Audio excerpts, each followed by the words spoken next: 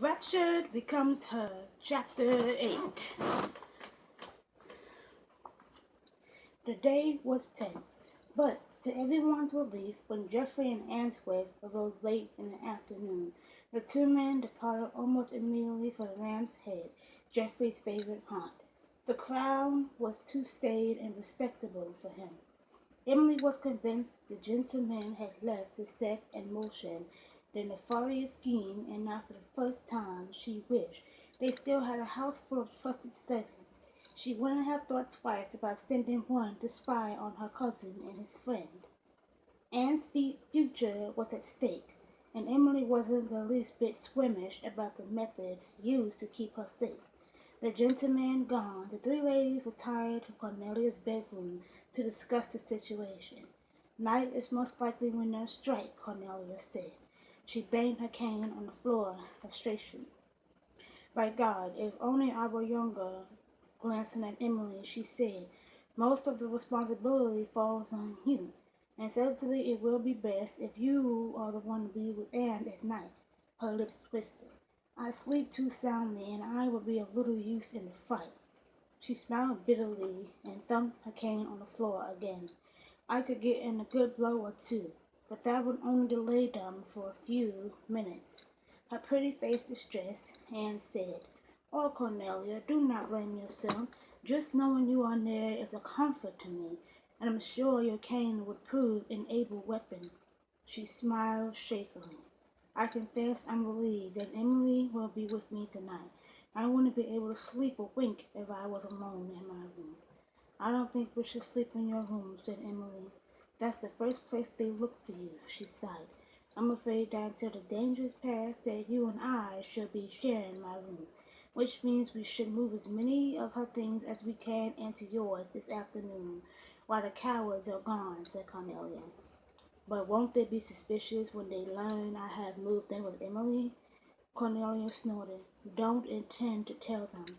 The servants won't give away the change, and the only way they will discover you are not asleep like a little lamb in your own bed will be if they come to your room where they have no business being. They'll know we're on to them if they are bold enough to attempt to snatch you from your bed, Emily admitted. But finding your room empty would disrupt their plans and give us more time. They had no illusions about the precariousness of the situation.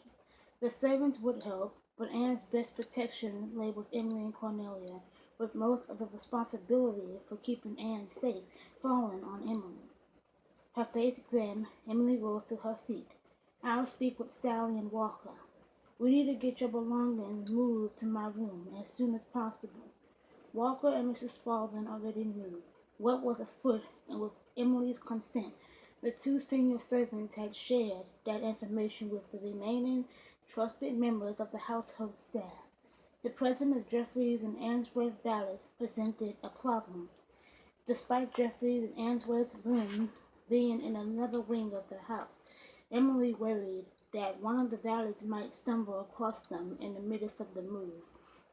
The two valets were both strangers and Londoners, and had not proven any more popular with the inhabitants of the breeches than their masters.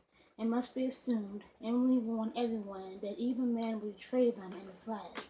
The last thing we want, she said to Walker, is for one of them to discover what we are about and carry tales back to Geoffrey or Answorth. Emily nibbled her lip. We'll have to have someone keep an eye on them, she said, while we're moving Anne's belongings. Luck was with them. Both the valets had been given the afternoon off. Another half hour after their masters had ridden away, the two valets departed. The coast clear, everyone sprung into action with Agatha, Cornelia's long-time maid, returning downstairs to sound the alarm should the gentlemen or their valets return. Despite the small number of willing hands within a matter of hours, Anne's belongings, including a large, unwieldy mahogany wardrobe and a tall chest of drawers, were moved down the hall from her room into Sally's. The heavy work completed except for Sally, the other servants hurried back to their duties. As Anne folded and put away some of her things in the chest of drawers shoved against the wall next to a similar chest that Emily used, she said, Thank goodness. Everything is moved. I was terrified the whole time. How could we have explained what we were about? if we had been discovered. Helping Sally hang a few of Anne's gowns in a wardrobe. Emily said over her shoulder, "Don't think about it. It didn't mean happen that that's the main thing." Cornelia nodded, and no doubt about it, fate was. The opening of the door halted her words, and all four women turned their alarmed faces in that direction. There was a general sigh of relief when they realized that it was only Agatha. Aware her sudden appearance had startled everyone, Agatha slipped around the door and into the room and murmured, "Oh my, I'm so sorry for giving everyone a fright." Shutting the door behind her, she added, "With everything that is going on, I simply forgot to knock." Agatha Colby had served Cornelia for 40 of her 58 years, and over that time had evolved from personal maid to trusted companion. She was a slight woman with gentle blue eyes and dark hair, now liberally frosted with silver. There were no secrets within the Townsend family that she wasn't privy to, and her loyalty to the family was as fierce as it was quiet. "Don't give it a thought," Emily said, her gaze on the door. "You just revealed a precaution we should have taken." Handing the yellow frock in her hands to Emily, she crossed the room and carefully turned the key in the lock. Looking back at the others, she said, "From now on, this door is to be kept locked. It may provide only a moment's warning, but we'll need it." Only the ladies were at dinner that night, and they spent the strange evening starting at every sound embracing for Geoffrey's and Answorth's return. As the hour grew late, there was no sign of the gentlemen, and grateful for the reprieve, the ladies retired for the night. Bidding good night to Cornelia, Emily and Anne disappeared into Emily's bedroom, Emily locking the door behind them. Not satisfied with that, she grabbed a small chair and wedged it under the doorknob. Anne stared at the chair for a long moment, then sighed and picking up her nightgown, disappeared behind a blue silk dressing screen in one corner of the room. Listening to the rustle of Anne's clothes as she changed into her nightgown, Emily prowled about the changed confines of her room. She smiled as she took in the added pieces of furniture, standing cheek by jowl against the wall. The space was crowded, but at least they didn't have to climb over furniture to get to the door. Though she was pleased with this afternoon's work, she knew the precautions they had taken were only a temporary measure.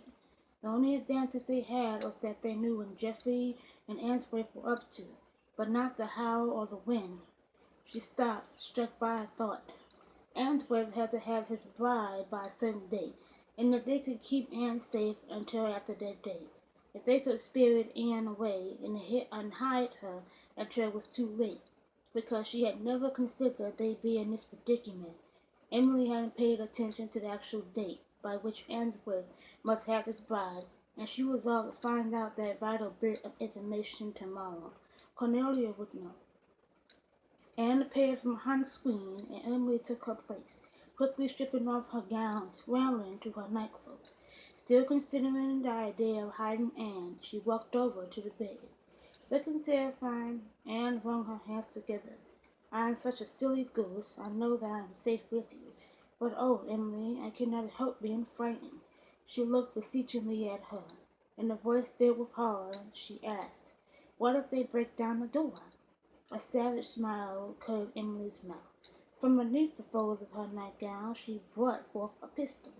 "Well, then, we'll see how they like finding it shoved up their noses." Tuesday morning dawned bright and clear and cold. Following their routine, the three ladies meet in the breakfast room for a light breakfast.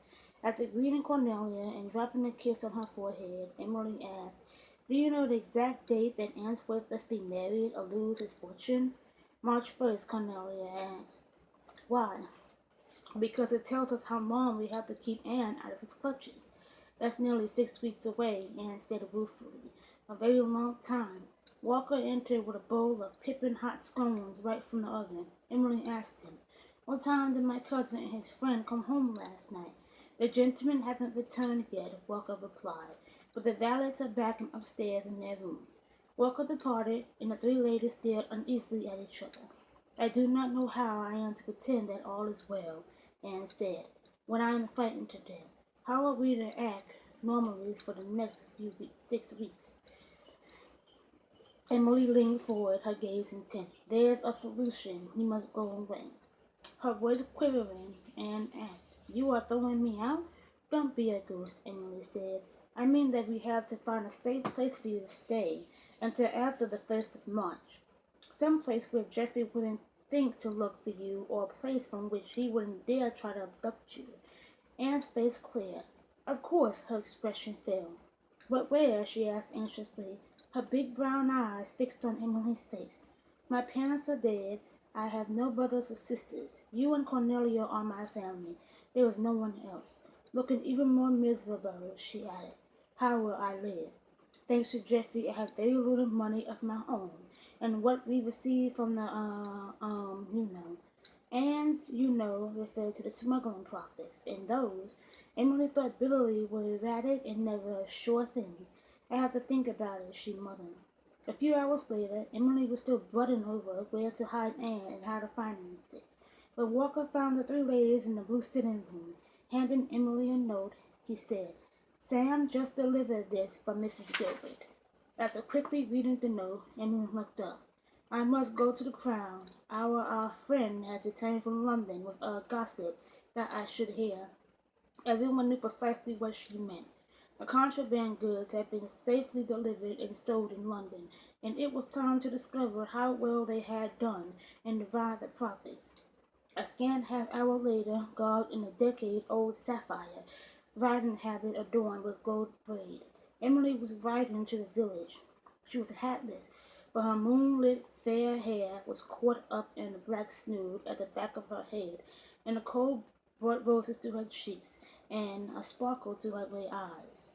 For late January the day was almost pleasant, but she was glad of her black leather gloves and the warmth of the heavy velvet riding habit. Surreptitiously she approached the inn, halting her horse when she reached the stables where Caleb waited for her. He helped her from her horse. Smiling, Caleb said, "You know where to go. Go ahead, I'll hide the mare away and join you in a few minutes." Emily hurried across the area that divided the inn from the stables and slipped inside the back door. Mary was there to greet her. "Ma and the others are waiting for you," she said, waving an arm in the direction of the private sitting room Mrs. Gilbert kept for family and friends. Almost as familiar with the inn as her own home, Emily walked quickly down the hallway to the rear of the building. After giving a warning rap on the door, she opened the door and stepped inside. It was a friendly sort of room, large enough to hold several people easily, with whitewashed walls and golden oak floors. A faded amber and brown woolen rug covered the floors in the center of the room, and a fire burned in the brick fireplace. Crisp cream and green cereal curtains draped the brace of windows that overlooked the herb and vegetable garden at the side of the inn. In the center of the room was a big table with 7 wooden chairs placed around it. Overstuffed chairs selected for comfort rather than style. A pair of small, unremarkable tables in a massive Gothic cabinet across from the fireplace comprised the rest of the furnishings. The inhabitants were gathered around the big table, and Emily joined them. Taking a seat they left for her at the head of the table, she smiled warmly at everyone, except Caleb. The people seated around the table represented Emily's intrepid band of investors. It had been to these people that she had turned when she had first conceived her desperate scheme. Mrs. Gilbert had been the very first person Emily had isolated to join her in this dangerous venture. Mrs. Gilbert hadn't hesitated. Emily had barely laid down her proposal, and Mrs. Gilbert was in. Her husband's death, suspected at the hands of the Noel's gang, and the harassment of her clients by the Noel's gang had pushed her to a precarious position. Without the money earned from the smuggling, she would have lost the inn, and she and her 5 daughters would have been homeless. Jed Brown had been essential to the scheme, and once he was on board, Emily and Mrs. Gilbert had looked around for other possible investors. Emily's eyes rested on the worn features of little Miss Martha Webber and her widowed sister, Mrs. Gant. Once Miss Webber had been a needlewoman such in demand, but age had twisted her once nimble fingers, and she had fallen on hard times. She and Mrs. Gant lived together, barely scraping by, taking in wash, and whatever chores the two old women could still do. Emily had hesitated to approach them, but Mrs. Gilbert had urged her to do so. "They're worse off than I am," Mrs. Gilbert had said. "I know that Martha and her sister don't have much between the pair of them, but I suspect they'd be willing to risk a few pounds. Ask them." Emily had and Miss Webber and Mrs. Gant had eagerly added their mite. Mrs. Goodson, the widow of a laborer left to fend for herself with a family of starving children, had followed Miss Webber and Mrs. Gant. James Ford, the shoemaker, and Caleb Giggs, the blacksmith, had been joined in next. Mr. Meek, a retired law clerk, had been the last to join the investors. Mr. Meek had been an excellent addition to the little group. He kept the account books and traveled with the goods to London, and oversaw the selling of the contraband to the eager buyers. Being novices, they made some mistakes in the beginning. Unfortunately, none that had put an end to their risky enterprise. It had taken time for Jared to make contacts in France that could be trusted to give them good value for their investments and not cheat them. The same was true for Mr. Meek when he had first attempted to market the contraband in London. These days, there were several shoekeepers in London who bought regularly from them, and a trio of tavern owners who purchased any spirits they smuggled into the country. For the past 2 years or so, the little group had been making steady profit. Caleb joined them, and Mr. Meek cleared his throat and reported, "We made our best profit yet on this last run, which was also our largest to date." Looking over his round spectacles perched at the end of his nose, he declared happily, "And some of our clients have already placed orders for the next run. There's a demand for silk, net, and French point lace from one of the dressmakers, and as usual, our tavern owners will have indicated they will take any and all brandy we can transport to London." Mr. Meek brought forward a plump leather bag, and over the next few minutes the chink of coins could be heard as he dispersed the contents. "Counting up the coins before Emily," he added, "before you is proof of just how splendidly we did."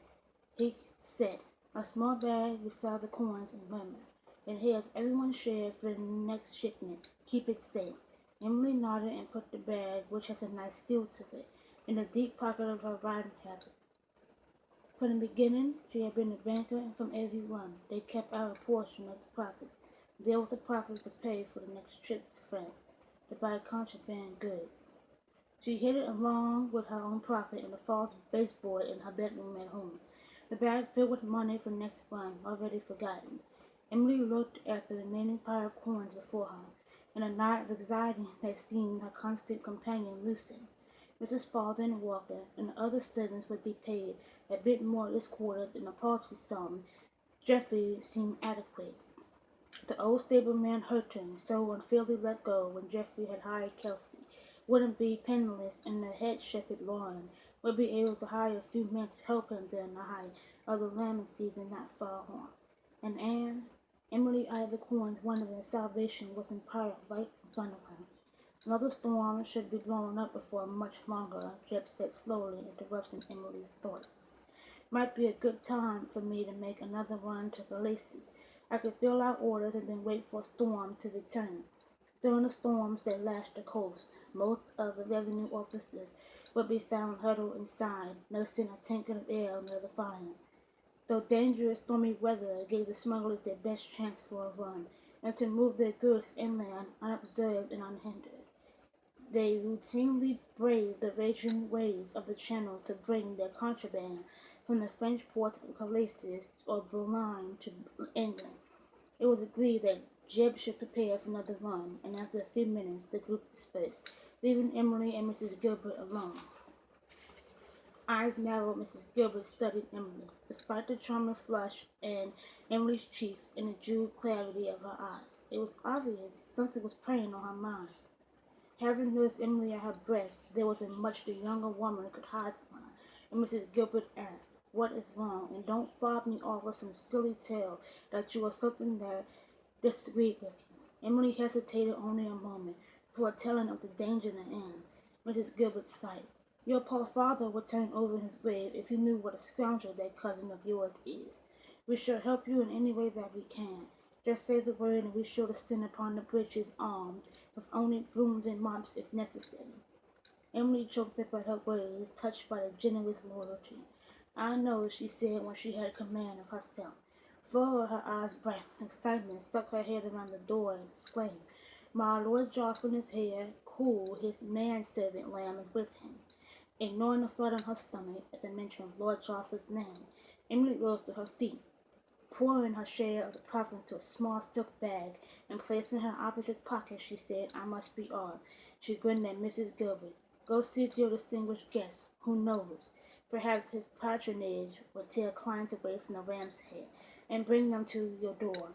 Mrs. Gilbert smiled back at her. "Perhaps you are right. Run along with you now." Slyly she added, "Unless, of course, you like to see Lord Jocelyn yourself." The faintest shade of pink bloomed in her cheeks, but Emily shook her head. "No, my stepmother and great-aunt will be anxious to hear Mr. Meek's news." Hurrying through the kitchen to the back door of the inn, Emily was waywarded by Molly and Harriet, both in the dither over Lord Jocelyn's presence. "Oh, miss," cried Harriet at 18, the next youngest daughter, "did you know that Lord Jocelyn is here and his man Lamb? Pretty face full of mischief," she added. "Now that Mr. Lamb is the handsomest man I've ever seen, I wouldn't mind a tumble with him." Molly fluttered her lashes. "I may be a happily married woman, but I can tell you that just one look from Lord Jocelyn, and I came near to swooning." Despite her problems, Emily laughed. Molly was madly in love with her sailor husband, and Harriet had been keeping company with a young farmer she was besotted about. Everyone expected a wedding before too many more months went by. "Shame on the pair of you," Emily teased. "What would you say, Billy?" she asked Molly. "And would you," she said, pointing the finger at Harriet, "throw away Hampton's heart for a brief romp?" Molly smiled and Harriet giggled. The kitchen was warm and cozy, and the Gilbert daughters were hard to get away from, and it was several minutes later before Emily was able to leave. Halfway across the muddy yard, she heard someone say her name, turning a startled face in the direction of the voice. Her heart unaccountably leapt when she recognized the big man leading his horse around the corner of the inn. Lord Johnson. She smiled politely and said, "My lord, I did not expect to see you here." Leading his horse, Barnaby strode up to her. "That's probably," he said with a smile, "because you have a habit of slipping away at the first opportunity." Her chin lifted, and a belligerent sparkle in her eyes, she said, "I do not know what you are talking about." "What a rapper! But I'm too much a gentleman to argue with a lady." "Thank goodness for that," Emily muttered, not certain whether to be pleased or offended when he laughed. Edging toward the stable, she added, "Now, if you excuse me, I must be on my way." "Yes, I know." Mrs. Gilbert mentioned something to that effect. Her head whipped around. "Mrs. Gilbert told you I was here?" she demanded incredulously. He nodded. "Yes." Eyes twinkling, he added, "And she suggested that since you are unescorted, that I might do nicely as your groom." Torn between amusement and embarrassment at Mrs. Gilbert's flagrant matchmaking, Emily set off with determined strides toward the stables. "I appreciate your offer," she said politely, "but I have no need of a groom. I have roamed this countryside all my life, and am quite capable of finding my way home by myself." And leaving to face Mrs. Gilbert with my action unaccomplished, Barnaby asked in tones of horror. Emily fought back the laugh that bubbled up in her throat, walked faster. The man was irresistible and handsome and attractive, and she feared that with very little effort he could charm her to acting like a foolish green girl, and she wasn't about to let that happen, she reminded herself. She had too many people dependent upon her to lose her head over Lord Johnson. Caleb had heard their voices and appeared in the doorway of the stable with her horse. Relieved that the cracking of the saddle and the rattle of her horse's bit covered the muted clank of the coins concealed on her person a moment later, Emily was mounted and with Barnaby riding by her side was on her way home. As the inn was seated behind them, Emily asked, "Your man, Lamb, where is he?" "Oh, so you did know I was there." He commented, watching, though the delightful blush break down her cheeks. "As I was leaving, one of the Gilberts may have mentioned it," she mumbled, keeping her gaze fixed upon her horse's ears and damning herself for the slip. "Yes, I'm sure they did," Barnaby agreed. "As for Lamb, he is a great favorite amongst the females of any age, and I left him charming Mrs. Gilbert with fate." Seeking the polite top of the conversation, Emily inquired, "Are your cousins still visiting in Windmere?" "Yes." Matthew had been manfully suppressing the urge to murder me in order to step into my shoes. Tom has been annoying both myself and Simon by echoing Matthew's pronouncements, and Simon continued to show the cat amongst the pigeons to see where it would result. He shook his head, a smile looking in his eyes. I sought refuge at the Crown before I did one of them harm. Your presence at the inn will be a boon for Mrs. Gilbert, Emily said. The Ram's Head has managed to lure many of her clients away. Perhaps when they hear that Lord Jocelyn patronizes the Crown, some of them will return. I intended to sample the charms of the Ram's Head later this afternoon, Barnaby admitted. But Lamb wanted to reacquaint himself with the Crown, but Mrs. Lamb in her daughter's face. Emily looked at him, astonished. Do you usually allow your manservant to decide what you do? Barnaby laughed. I've known Lamb all of my life, and he is hard to persuade differently when his mind is made up. But he's your servant. I wouldn't tell him that, he replied. I'm quite certain he'd take great offense. His reply baffled him. Lord Jocelyn did not appear to be a man who allowed others to direct him, yet he had to defer his own actions because of the wishes of his manservant. She tried to envision Geoffrey accommodating his valet, Bundy in such a manner, or even her father changing his plans to suit one of his servants, but she could not. It was unthinkable, yet Lord Jocelyn apparently had done just that and thought nothing of it. She eyed him, noting the strong features, the firm chin and hard jaw, the powerful build. A big man, he sat his horse with a careless grace that she admitted she was. She admired far, far too aware of him in ways that alarmed her. Her gaze dropped down to the muscular hands holding the reins. A curious thrill racing through her as she remembered the warmth of those hands around her waist when he had tossed into the buggy the other night. Ignoring her silly reaction to him, she concluded that there was nothing about him that indicated a weak nature. Quite the contrary, he excluded strength and confidence and gave the expression that this was a man used to having his own way. She looked up and realized he had been watching her as she studied him. Embarrassment flooded her, and draping her eyes away from him, she babbled. It's a lovely day for January, isn't it? Oh, you wouldn't know, would you? This is your first January in England. Is the weather here comparable to that in Virginia, isn't it?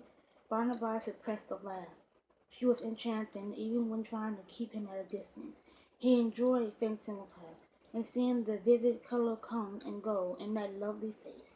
And he had discovered that provoking that flash of temper in those long-lidded gray eyes delighted him.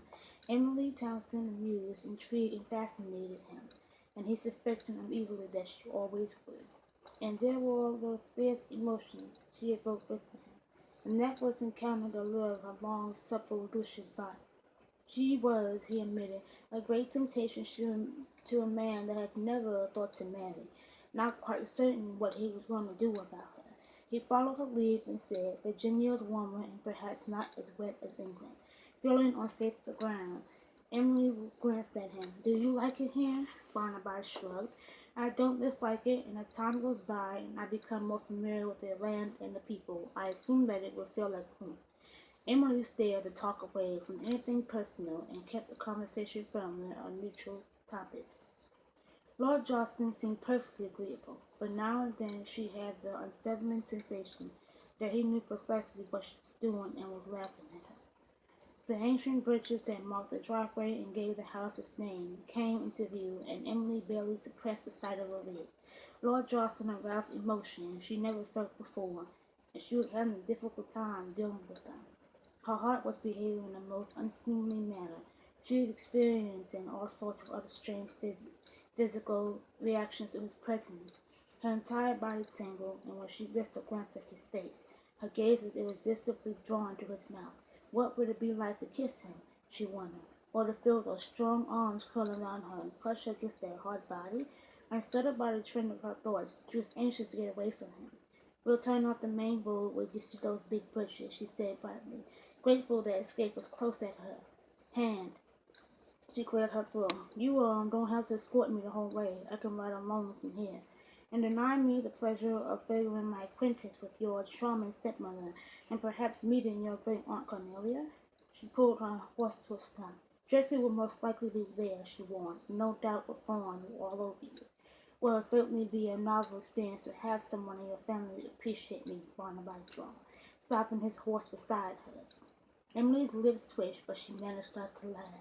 This man confounded her. She wanted nothing to do with him, and yet their horses were side by side, Barnaby's legs brushing against her.